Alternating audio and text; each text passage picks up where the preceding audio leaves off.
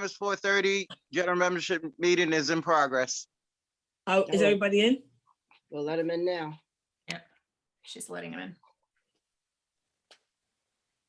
Whoa, Oh, Jesus. whoa. Oh, it's like hitting the lotto. Look at the numbers go. Oh, we still going. All right, so I'm gonna start it. Wow. Okay. Hi, Franzo. Okay. Good afternoon, ladies and gentlemen. Welcome to the general membership meeting. We have a lot to cover tonight, and a lot of good, a lot of things to cover. We're gonna have a brief presentation from Maria Lugo, who's from Mount Sinai. We're gonna have two candidates who's running for city council speak to us, and then we're gonna talk about the early retirement incentive, and Harry has some things to talk to the retirees about as well. So and then I'll come in with issues, some things that I want to address for you all. But I could wait because I know everybody wants to hear about the early retirement incentive. So, Ms. Lugo, if you want to go ahead and you can't hear. Can you let me share? Yeah, sure. Give me 1 second. I gotta find you. Where was she? She was right there. No, I see her, but I have to find her Okay. name over here.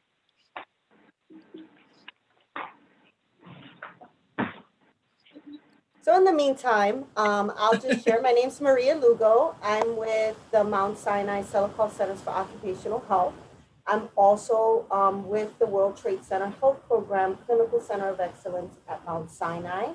So we are very excited to share with you that we will be partnering up with the union and providing a webinar May 19th at 4:30. All members who were part of the World Trade Center 9/11. So it's for the rescue, recovery, cleanup, and supportive services. Let me know if you're able to see my screen. Are you able to see my screen? Yes. Okay. So here we have the flyer. It's going to be shared with all the members, but I just kind of wanted to, come on and just talk briefly about it. So we're going to have Dr. Michael Crane, who is the medical director of the Mount Sinai Clinical Center of Excellence. We're going to have two representatives from the Victims Compensation Fund. So it's the September 11th Victims Compensation Fund. It's going to be May 19th. We are going to ask all the members that would like to participate to please register. This will allow us to be able to share everything that we have with the members. We're able to see which ones that have registered, who are active and who are retired. So for those that have not been enrolled in the World Trade Center Health Program, we will be talking about what's the process. For those that have already registered, we're gonna still talk about what's the importance of monitoring and coming in for your annual appointment. And then the Victims Compensation Fund will talk about the awards and the process of filing a claim. And so in the flyer, you're gonna see that there's, the registration link. You're gonna get an email. It's via Zoom. So it's this kind of the same platform. The only difference is you will not see each other. You will only see the panelists. And you get to ask questions. So we encourage all the questions. You will have our contact information. I am also going to share, if I can, the registration link with you. And again, if you have any questions, please feel free to give me a call. I'm gonna put it on the chat, okay? That's all that I have, but I encourage you to register. Yes. Maria, real quick. Mm-hmm. I know when I registered, because I want you to bring this to their attention. I thought I registered for one thing and I didn't register for what you sent me. So if you're gonna be right. So there sometimes at one point some of us registered for something, but it wasn't what Maria's gonna present to us on the 19th. So I encourage all of you that everybody that was involved in the 9/11 or was working in that area, even if you wasn't working for probation at the time, you could have been working for another agency, right, Maria? Is that okay? That is Right. correct. That Whether is you worked correct. for probation or not, if you was down in the area at that time, I encourage everyone to who felt they might have been affected to participate in this presentation, because I thought I was properly registered, and so did Joanne, and we wasn't. And Maria sent us a package. I just wanted to. I mean at ground zero, not on At ground- 23rd Street. Where You- was it ground zero, not So 23rd? no, it's south of Canal Street. So it's south of Canal Street all the way down the landfill, Staten Island barges. So there are several locations that qualify for it. And there are certain parameters that will allow, you know, members to be able to say, okay, I was there. Even if you were there on the very first day, Right. 4 hours, it will automatically make you eligible for the program. Okay, so you'll learn a lot about it. You'll learn what is needed. And so we just really encourage you to participate. Okay, thank you. I shared on the chat the Zoom registration, and I also shared my direct work cell phone. You can call or text me on that number if you have any questions.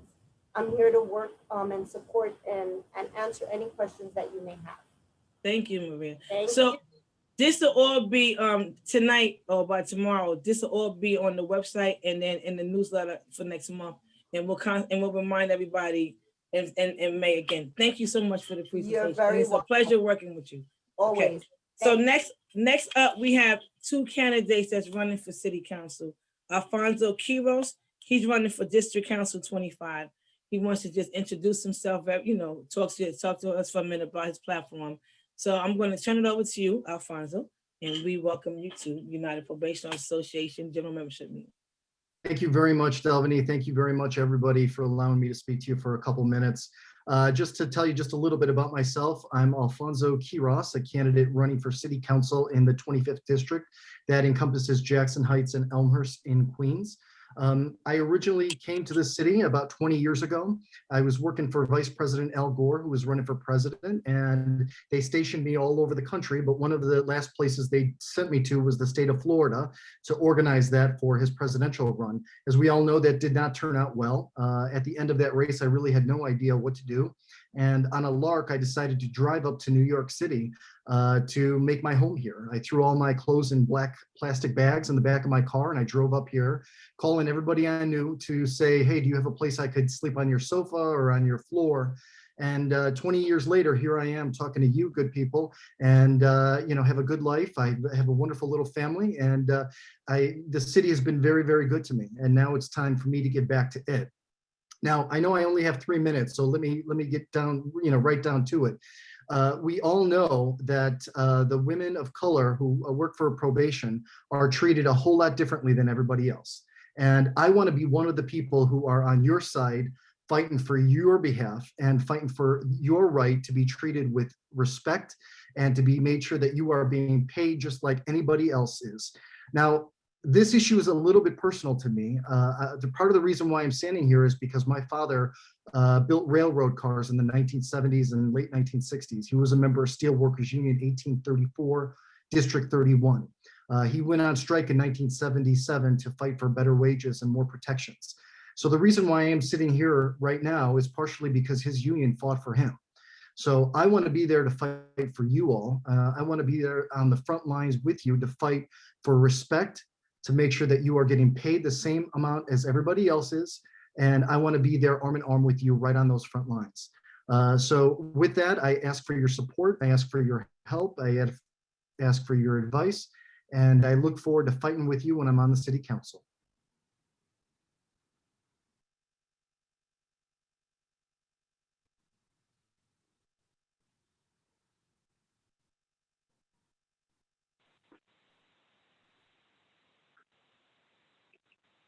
You're on mute, Devaney. And I know y'all wish y'all could mute me on the regular, but that's not going to happen again. I was just practicing. I want to say thank you, Alfonso, for coming to speak with us and telling us your platform. And we need friends in city council as well as other places. As you know, we still establishing ourselves, but nobody knew who we was. So we appreciate that you even acknowledged and reached out to us and that you now see us. Thank you very much. And Thank have a you good for evening. having me. Thank you. I really appreciate it. Thank you. Take care. Get home safe. Tanja, is Mr. Gadsden on? Charlene? Hello? All right, so I'm going to move. No? Okay, so we had another candidate that was due to speak to us. I guess he might have got caught up in traffic. I don't know. So what we're going to do is, we're going to jump into the, talk about Harry. Harry's here. We're going to talk about the, Harry, I'm going to turn the floor over to Harry. I know everybody want to hear about the early retirement incentive. To date, there's not too much more information to have than what we already have. I spoke to Anna directly this morning, and from what she's told me and Michael Forte, that they're still waiting for DCAS and from the mayor's office to see what they're going to do. So everybody, just like you all, we are, everybody at all levels is in limbo right now. So we don't have no real clear answers as to what direction this whole thing is going. But without further ado, so what we did was, before I go on, we had the executive board and the reps canvass their locations for questions. Mostly everybody had pretty much the same questions. So we have all the questions that we believe wants to be answered. If there's any other questions that want to be answered, you can refer to United Probation at gmail.com. But a lot of questions people already sent me that was sent to us, and me and Harry has those questions already. So before you have any more questions, hear us out first, and we might already answer your questions, okay? So Harry, you want to, and then he got to address the retirees too. Go ahead. Well, good evening, everybody. It's almost good evening. Two subjects, the early retirement incentive and for the retirees who are over 65. Hold on, Harry. Somebody has to mute their phone. Danny, somebody got to mute their phone. Thank you.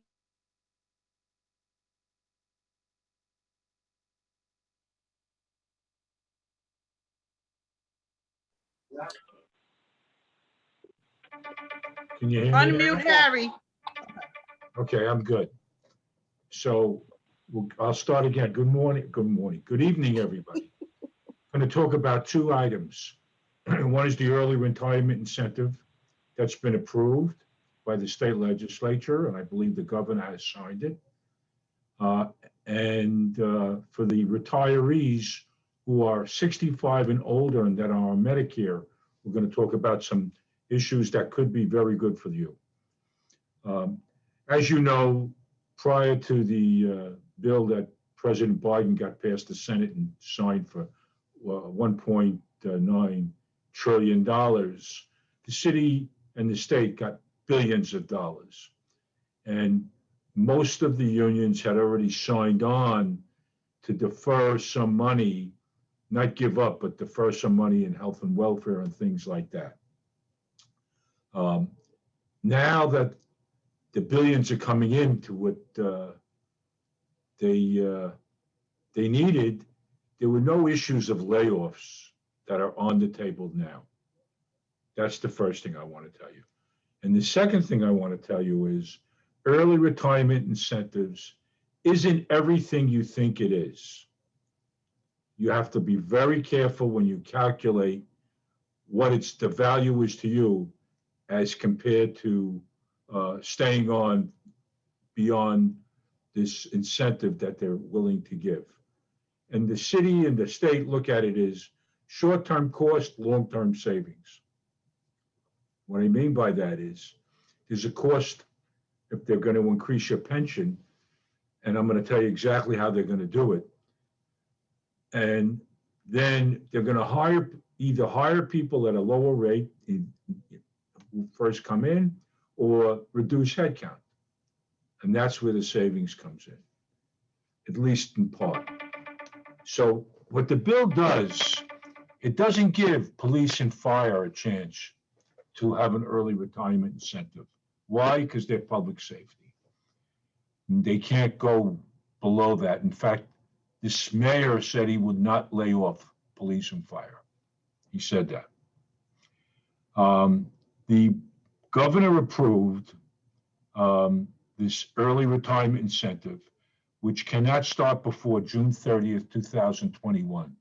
Now, you might say, why is that a date? Because come July 1st, we're in a new budget year. And that's where they want to be able to create the savings and the additional costs. For those, right, it has to be a 90-day period from when they start, and the mayor will decide that. But it can't be no earlier than June 30th, 2021, and it can't end later than October 31st, 2021. That's the 90-day period.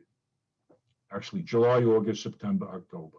It's more than 90 days, but it's 120 days approximately, but it will be a 90-day period that the mayor will decide what 90 days. And that's when you have to make your application. And you must give 14 days notice before, otherwise you can't get on to the early retirement incentive. So what will it do for you? Well, for those who have less than 25 years, if you have 50 years, if you're 50 years old and have 10 years, you're going to be able to get a benefit I'm going to explain. And if you're in the 25 years of service and age 55 or older, right, you can get this pension credit. What is it? For every month up to 36 months, you can get for each year a month credit. So if you have 25 years, you can get 2 years and a month credit. Now, I'll explain what that means in a minute. But the most you can get is 36 months, which means you have to have been working active for 36 years. Now, I don't know how many people have that. And once you do that and you apply, you have to look at your pension tier for all the rules. And I'm going to refer you to the New York City NICES, because that's one of the items that are in the bill. Not everybody is getting it, right? And there are certain people exempt. And who could be exempt? Well, if it's public safety, the mayor can exempt you. If the commissioner, and these are some of the questions that you ask, if Commissioner Bermuda says, I can't let anybody go, the mayor can listen to that and exempt you, right? So let me just go through. Do you have a choice of 2 packages? No, it's 1 package. Before I go into the questions, let me just give you an idea of what this does. Assuming you have an $80,000 annual salary, that includes everything, let's assume that, and you agree to take the package, and you have 1 year, you've been 2 years of service, right? You've been around for at least 24 years, right? Your annual pension would go to, instead of 40,000, right? You'll go to 41,328. These are estimated numbers. It's not anybody, it's a fiction, but I just want to give you an idea. So you can retire with an extra year of service, 2 years of service. If you have 2 years of service, you will get more money in your pension to the tune of approximately, I'm going to tell you in a second, 2 years, about $70, let's see, 2 years is about $33 a week. That's what it is. If you were to stay, and how would you get that? For each year, you get 1.6% of your salary divided by the number of years you have. So it comes to about 1.6% for each year. You would get 3.32%. And then you have to pay some taxes on it. If you stay and you don't take it, in those 2 years, you, instead of getting, let's see, $820 a week, you'll get $853. You're making $33 a week more by staying. And why is that? Because you get, assuming a 2% increase in salary, which is not a whole lot of money, and the 1.6 for the year that you stayed, you'll be getting more. So it's not a perfect world. You got to be very careful when you make this decision. All right, having said that, let me go back to the questions. So just remember this. If you take the early retirement, you're going to get a little bit more, but you won't be getting the salary increases that come after you retire. So you can, instead of getting the 1.6 and the 2%, you'll just get 1.6. And if it's more than 2%, it's even better if you stay. Will the early retirement incentive be based on your current salary? Yes. But then they have to figure out your final average salary. And there's a formula that's used for everybody. If the city decides to opt in, that's the first question. The mayor has to decide to opt in, and who is going to be permitted to do that. So if they categorize you as public safety, then you may not be able to opt in. It depends on what the mayor decides. Let's see. So I'm looking at the questions. It says, will it be up to DOP administration to opt in? They could advise the mayor, but the mayor decides. What if the person has annual and sick leave? It's the same. Whatever you do when you retire doesn't change. If you get that, you'll get that. If you're not, you're not. But just remember, you're setting the retirement date, so you can be able to use as much as you can under the current rules. Would a person be able to enroll if you turn 55 within the 90 days? According to what I just told you, from what I've read, right, the answer would be yes, because in that 90-day window, you'll have fit the criteria. If you recently retired and took a cut, since you have 1 year to return, your line is taken. Can you come back to participate in early retirement so you won't be affected? Well, let me just say this. If you're retired, they decide, the management decides, the city decides if you can come back. And if you do, it's going to cost them. So I can't answer that question. You'll have to speak to NICES, but I'm guessing the answer would be no. How many probation officers are eligible to retire? I have absolutely no idea, but I'm sure we can get that information. What impact does this have on those who have bought into the 25 years ago? You are eligible for the benefits of 5525, and this would be the same for you as if somebody was in 5525 from the beginning. Let's see. Some of them are the same as on both sheets. I'm just looking at the sheets now. What if a person opts into the program but changes their mind? You'll have to speak to NICES on that.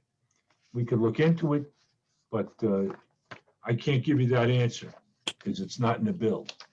So it would have to be some administrative rules that the city will create, as long as it doesn't violate the law. I think that's it. So that's the answers we can give you today. And as more questions come up, and I'm sure when you sit down and you talk to your friends and your family, you're going to come up with questions. You'll forward them on to the UPOA, and we'll do our best to get the answers for you as soon as possible. But just remember this, you're not going to have to make this decision until at least July 1st. Right? Now, for the retirees, you may have been seeing advertisements on TV, with Joe Namath saying, Medicare Advantage, it's the greatest thing if you're on Medicare. 65 and over, you're going to get Medicare Advantage and get more benefits. It's not going to cost you anything. Now you'd say, why? I'm sorry. Why would they want to do that? Give you more benefits. Here's why. Everybody, when you're in Medicare or health insurance, they have to look at profiles of usage. So who uses the most? People who are 65 and above go to the doctors more often, need more medication. So if you take that group, and for the city, it's about 240,000, 250,000 people who are on Medicare over 65. And they're paying for it from their Social Security, or if they're not collected, they wait and collect Social Security at an older age, and you could do that, right? It comes out of your Social Security check. Otherwise, you got to pay quarterly, and it's about $144 a month. And then you get supplemental health, because they only pay 80%. You get the 20%, you either have GHI or HIP or retina or whatever you have.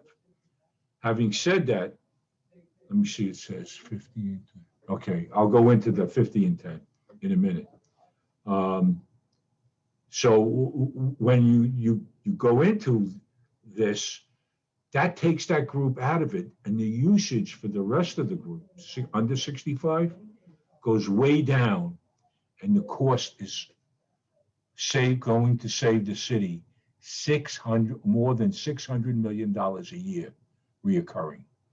And why is that good?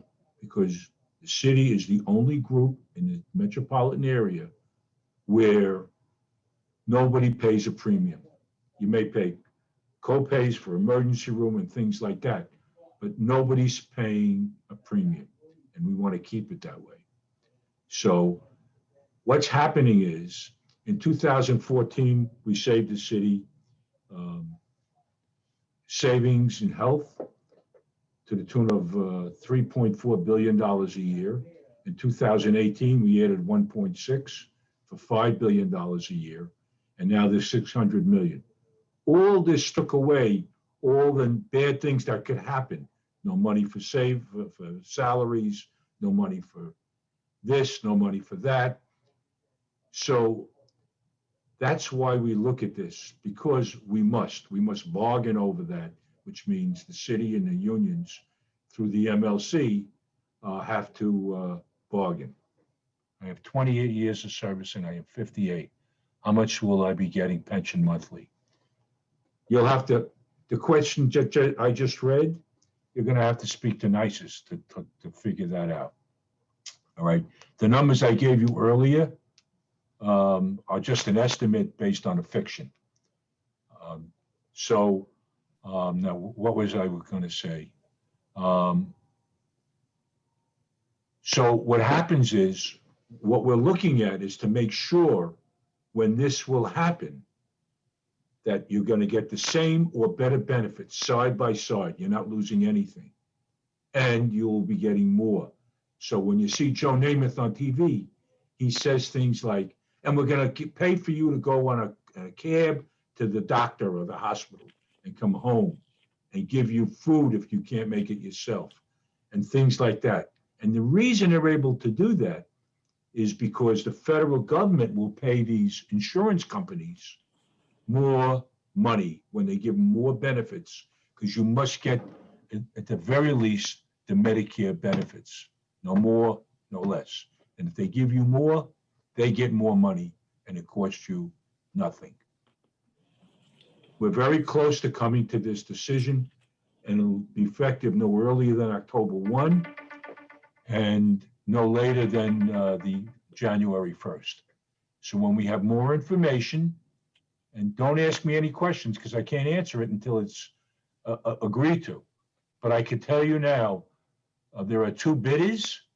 Both have said the same thing. It's a matter of how much savings we're going to get, and to make sure that your benefits will not be diminished and be better for you. Now, for the 50-year-olds, going back to the early retirement system. There are some people that may want to retire that are less than 55, 50, with less than 25 years, 10 years or more. They can get the buyout.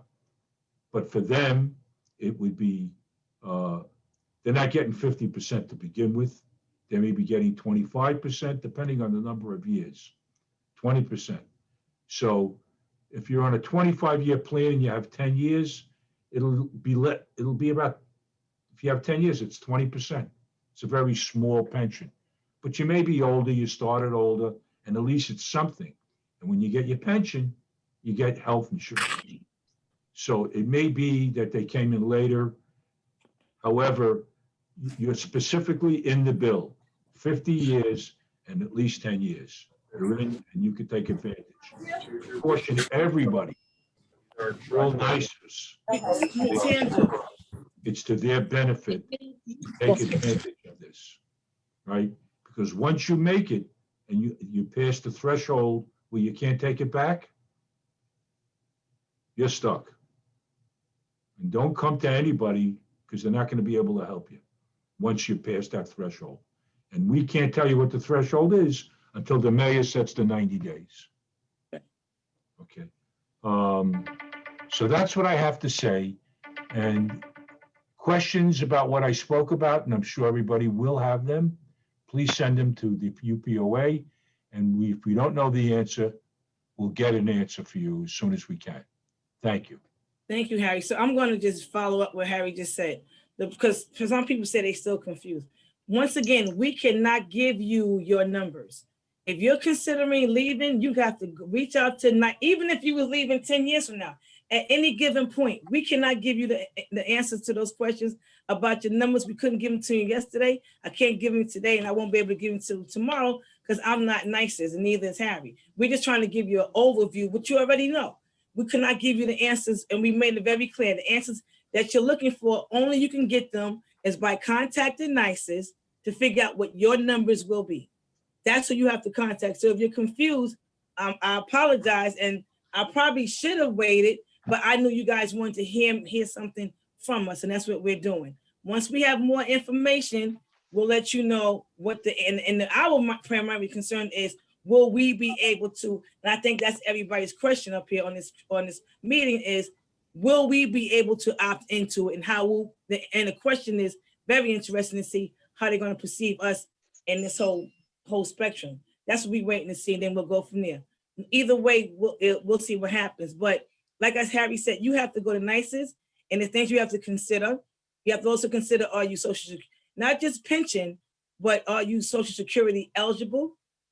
Do you have a deferred comp, IRA, or other means of other income coming in? Maybe you're getting ready to reinvent yourself. I don't know. Maybe you got another job lined up or something else that you want to do. But understand, I'm not discouraging anybody from doing anything that they want to do, because at the end of the day, this is a personal choice. Now, there's some people that was leaving anyway, whether it's going to be for us or not. I was just got a text, I'm leaving anyway. I knew people was leaving before this was even going to happen in this incubation stage, or just for whatever reason. Some people is leaving out of frustration. Some people are leaving because they're tired. Just make sure at the end of the day, ladies and gentlemen, that you're leaving for the right reason, that we don't get phone calls and say, can I come back? Because I do get them. Can I come back? I made a mistake. You understand? So like at the end of the day, this is going to be your choice and your decision. We're just the messengers, and we're going to wait and see. That's the honest to God's truth. That's the best we can do for this session tonight. Okay, so if you are looking, start contacting NICERS now and let NICERS give you clarity, because I guarantee you they can't even give you clarity right now neither. But they could probably tell you what it looks like, what it could possibly look like, because we do get reports from NICERS telling you what your pension will look like at a certain age and the dollar amount. You get that anyway. So it's up to you to do that, start doing your research now. Or crunch your numbers. So we do have Mr. Gadsden, who's running for city council in District 27, is going to talk to us very briefly about his platform and his plans as should he get elected. Mr. Gadsden, are you in? Yeah, Kenji's in? Very brief, 3 minutes. Let's see. Thank you. Good afternoon, everyone. Thank you, Madam President. Thank you all for letting me speak these 3 to 5 minutes about my platform and trying to be very brief. First of all, I'm running from the 27th Council District in Queens, New York. That is Jamaica, part of Jamaica, St. Albans, Hollis, Queens Village, and Cambridge Heights. I'm running on my experience. I'm a college professor in criminal justice. My other involvement, I'm a member of the executive board of the Guy Yarbrough Democratic Club. I'm a deacon at the Mount Olivet Baptist Church here in Queens, and I'm a brother of Alpha Phi Alpha Fraternity Incorporated. I am the longtime serving 10 years Jamaica branch president of the NAACP and legal director for the NAACP. Nevertheless, I run on my experience. I have a history of bringing about positive change to the community. Some of the change we brought, we fought for jobs at Aqueduct. We fought to reopen the Senior Citizen Center, Alpha Phi Alpha Center on Linden Boulevard. We fought to remove bad teachers, principles that the DOE applied to us. In my long-term reign as the president of NAACP, what I discovered that's so pertinent to our communities is a failure on numerous government entities to act in the betterment of the community. That I saw was enormous, especially when it comes to the Black community. We fought with numerous agencies that were not doing what they were designed to do to improve our community, was the Board of Education, Department of Building, etc. Over in our Springfield Boulevard in North Conduct, we had to fight against the Short Street Motel from coming there. We had to fight against liquor stores. Those are the things that what destroy our community and bring our quality of living down. It also affects our children when the Board of Education will put in incompetent principals at our schools, only in our community, and we fought against that. Going forward in my short time, what I want to work on, first of all, for education. Education is still the key to unlock all doors. I believe in education. We need a vocational school in our community for those who might not be wanting to go or can go to college. We need a hospital in my community. We have one hospital in Southeast Jamaica, and which was really devastating when we came out to the during the pandemic. Also, education, though, I want to make sure all our classes are undersized, especially now with these remote learning. Our classes were overstaffed when we first started out years before the pandemic. And now with the pandemic, what has happened is that we have to reduce our classes twice the amount they were in the past. We have to reduce our classes if our children are going to learn. Every school at an early age in my district should have two things going on. Every child should be able to have access to a computer for technological advancement. Every child should have the ability to learn a second language. Those things should be mandatory. If we fail to do those things, we are co-conspirators in the failure of our children in the future. Also, with government employees, what I'm hearing, even though I'm from the 27th, I'm still a city council, I'm hearing too many government employees disgruntled and unhappy. In fact, your very agency went forth and sued the city. This should never be when a government agency is sued for discrimination. That should never be, because we are a government, have a responsibility to be in compliance with the law. I'm with you. As a criminal justice professor, I started my career as a police officer. I went to director of police and I'm safety at Ward's Island, Manhattan Psych Center. From there, I worked on Rikers Island, legal coordinator. So I have the utmost respect for people who carry a badge and a gun.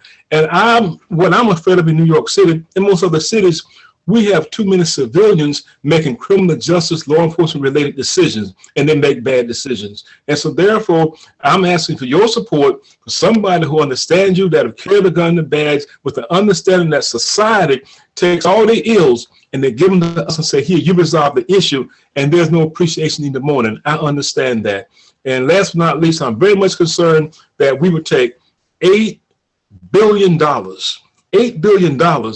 and rebuild Full Small Rikers Island. That because civilians made a decision without knowing what they were doing. I think people like yourself, we need to sit down, criminal justice people from all walks of badges. Let's sit down. What can we do to cure the problems at Rikers Island? Making Full Small Rikers Island will not solve the problem. It'll waste taxpayers' money. We have a golden opportunity to make a tremendous change and a tremendous improvement of how we dispense justice and criminal justice in New York City. We cannot let this opportunity pass us by. I want to be elected to city council. I will always have an ear to you. Whatever issue you have, I'll be here to listen to you. Thank you for your time. Thank you, Mr. Gadsden. It's like I said, it's always good to have friends in city council. Thank you for, can you hear me? Yes, I can. Because I never know if I'm muted or not. And I appreciate that you reached out to us and that you see us. We wish you the best of luck in your campaign, and We look forward to working with you in the future. Thank you. Take Thanks for care. having me. Good night, everybody. Get home safe. Okay. Thank you. All right. So I'm gonna I want to touch upon some items before we close out. Like I said, somebody asked me. Oh, I posted the nicest phone number on the website on the chat. You can see it. Somebody said that nicest is overwhelmed. They probably are, but we're not nicest. So they knew this is coming down the pipeline. I'm sure they got themselves for ready. They're professionals and they very much know how to deal with this. This is not the first time, right, Harry, that this happened. So they know exactly what they need to do and how they have to prepare themselves. Someone asked, what is the mayor's timeline? We don't know. We don't govern the mayor. We don't tell the mayor how to run his show. We just got to basically, I'm gonna say it again, we have to wait. Can't rush him. Just sit back. We gotta just wait. Okay. Like I said, if you plan on leaving, start crunching your numbers now. And some of y'all was gonna leave anyway. So and the good thing, I like to say, the good thing about this is that there's no layoffs. And I think that's a great thing that we as a municipality of union leaders has accomplished, that nobody to this date right now has lost their jobs. And I think that that's a plus. So I want to say that's a good thing. Before I want to go on now to the financial reports went out. We mailed them to the retirees. We posted it on the Jeff, you connected it to the last newsletter. The financial report was linked to the last newsletter. Tangent posted it on the website. So you can now go to the website, and if you didn't get the newsletter, you can let us know, send us your emails, and the financial report went out. If any of the retirees didn't get it, let us know, and we'll make sure that we get it to you. It covers the financial for the retirees and for the active. In the newsletter. What else I'm gonna tell you?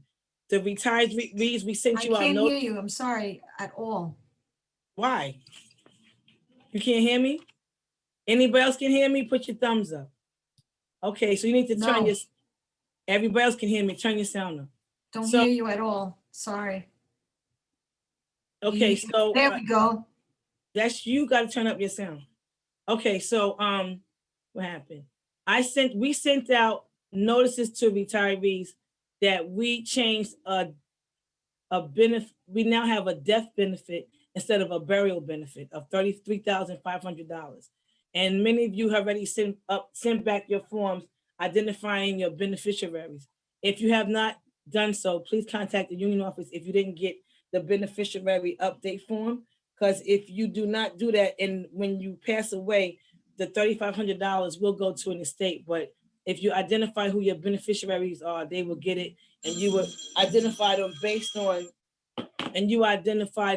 the percentages at the bottom. So I don't know if you got it already. If not, you can call Charlene and she'll mail them to Charlene or Joanne or me, and we'll send it to you. Okay. And that's from the union? Just from the union, correct? Excuse me. That's for the retirees. Oh, sorry. So the active, you should have already done your enrollment forms. You should have already identified your beneficiaries. So if you haven't, once again, contact the union office and we will send you the documentation. One more thing I'm going to talk about. I think that is it. Wait a minute. Charlene, is there anything you want to touch upon as far as the claims, submitting the claims? Any issues that we continue to have? Not that I could think of off the top of me. Oh, just the only thing is, if you're submitting an online claim, you don't have to mail in your claim. So we don't want 2 submissions. Right. So if you're uploading your claims onto the ASO net, do not mail it in, because we end up having double. Yeah, it makes it very confusing. It makes it very confusing. Overall, any of the executive boards have any questions? Any other than that, the answers for the early retirement is going to be the same. We don't have any additional information. We're gonna, once we have the information that we think you may need, we will send it to you. We will probably maybe have another meeting. I'm not sure yet. We're gonna maybe have a meeting with the department in another week or 2. We're in limbo. I know everybody's kind of anxious to find out what's gonna happen. So am I. So with that, hold on, let me see if you have any more questions. All right, we want to know, I'll send you the contact number for the union's real estate, our attorney at Harry's office. Her name is Sandy. I'll send that out to you guys too. And plus, it's also on the website too. And somebody had asked the question: would this affect? How would this affect the EEO case? So from my if the early retirement incentives should come through, I spoke to the attorneys last night. It should not have an effect, but the devil's in the details, and I could just leave it at that. I don't want to say too much. So with that said, I think that's it for. Yes, Lou Shimkin. Lou Tanja. Lou wants to talk. Lou, unmute yourself because we gotta. Oh, wait a minute. Before you talk, Lou, wait. Somebody asked me a question about the management having officers sign the community up for something about signing community up for to be tested. I don't know. I'm a respond to you in the email because I need to know more about what you're talking about because I can't answer the question because I'm just hearing about it for the first time. So I saw there was some emails other outside of before the meeting we had today. I'm going to respond to you in the email and do some research on it to find out what's going on. Okay, Lou. Lou, we can't hear you. You got 2 minutes, Lou. We can't hear you. You're muted. Lou, you have to unmute yourself, please. You got 2 minutes to say, Lou. Okay. Okay, this is right. Yeah, okay. I want to say that at the same time that I was impressed with some of the important information that Harry presented to us, I was also disappointed because he began his presentation by generally stating that he has good news for retirees as well. I didn't hear any good news for retirees. I heard a lot of kind of mumbo jumbo about Namath on television saying about what added benefits you can have. I think there's perhaps a disconnect between some of us retirees and Harry, because I'm still waiting to hear good news about additional benefits, which is what he promised. Okay, thank you, Harry. Well, I'm sorry you feel that way. I can only tell you what's been agreed to yet, and that's not finalized. But the things that we're talking about will give you more benefits for nothing more than what you're paying now, which is nothing. When we get that information, once we get it, I'm more than happy to explain it in detail. But I'm telling you, it's coming close and it's on the way. I hope that answers your question. And Joanne, before we close out for the night, because you are the president of the Retiree Association, you want to say something to your retirees before we close out? Unmute yourself.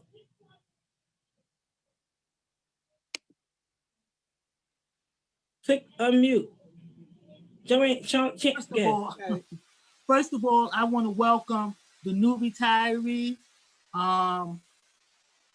And I want to thank the former retirees who paved the way for us and who will continue to pave the way for us. I think I'm enjoying this endeavor because as a retiree myself, I don't want it to ever be forgotten. And I hope that you enjoy your retirement. And if you have any questions or concerns, I will try to address it. And if I don't know the answer, I will navigate and find out the answer. Thank you. And I wish you all well. Thank you.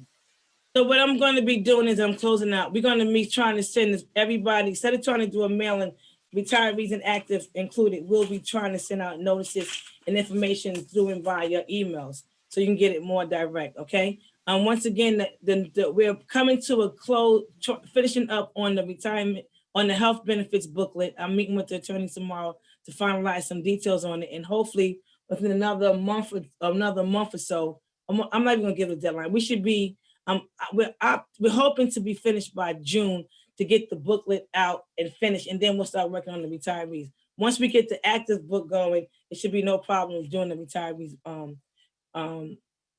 benefits book. So with that said, I want to wish everybody a good night. If you have any questions, once again, refer them to unitedprobation@gmail.com. I'm gonna start making my tours and looking around and see what's going on. Oh, and the opening, the department, we've already been opening, but there was some concerns about how that's going to look. We're already pretty much at 50%.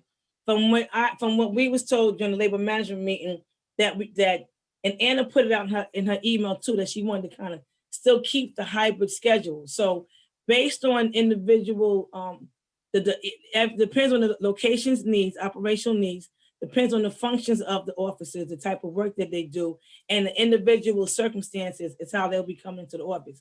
Now, if you're a person that don't have a setup at home, you can't expect to be at home doing nothing. And I can't advocate for a person that's at home that doesn't have a setup. So you'll probably have to come to work more often. It depends. Some people might continue with their remote more so because of the job function. Whereas I'm gonna be honest, I anticipate when they say job function, I'm thinking that supervision might be more like 1 to 2 days, might be 2 days a week. I don't know yet, but there's still some things they're working on. But what I'll be doing is walking around, which I started doing to see the setup. We still pushing for plexiglass. I know there's some plexiglass in some areas. Unfortunately, they still want you to share it. I don't like the idea of it being shared, but there's more plexiglass available than it was when they first started it. So if you want to take advantage of that, it's up to you if you don't feel safe using it. I've been having the executive board and delegates canvass their locations for masks and make sure you have the proper PPE. But remember, the union does still reimburse you for your PPE up until a certain dollar amount. So don't depend on somebody else to keep you safe at the end of the day. And speaking of safe, we have a lot of locations where we now can get vaccinated and get the vaccine. That's another pro-choice. That's your choice. Nobody's making you get the vaccine, but notice information has been going up through the department and through the union's website. A question about the SPO exam. We don't have a date for the SPO exam. DCAS is still trying to figure out how they're going to set it up. We don't have no idea when that's going to be. But what I do suggest, I'm hoping that it'll be this year. We plan on doing a quick review. We'll do it via Zoom because of the circumstances. Maybe three nights on a Friday night, real quick for a quick overview. I would suggest that you start, if those of you who filed for the exam, that you start studying for the exam, studying or doing like a refresher for the exam. Don't wait until the last minute. You learned that when you was in college. Don't wait till the last minute. Start reviewing your notes again. And once I have a definitive date, shortly, a couple of weeks before that, we'll put out notification when we're going to start doing the reviews again. So when I know, you all will know about the notification. And somebody mentioned plexiglass. You got to contact in your location, your assistant commissioner about the plexiglass of accessibility. Okay. All right. So thank you. And y'all have a good night. Good night. It's supposed to be a new class coming, but I don't know. They're in the Bing and out. They're waiting to come in. I don't know when they're coming in. I have no idea. We're waiting for the department. Time now is 5:23. General membership meeting shall come to an end. Thank you. Thank you, Harry. Good night. Good night. Good night. Stay safe.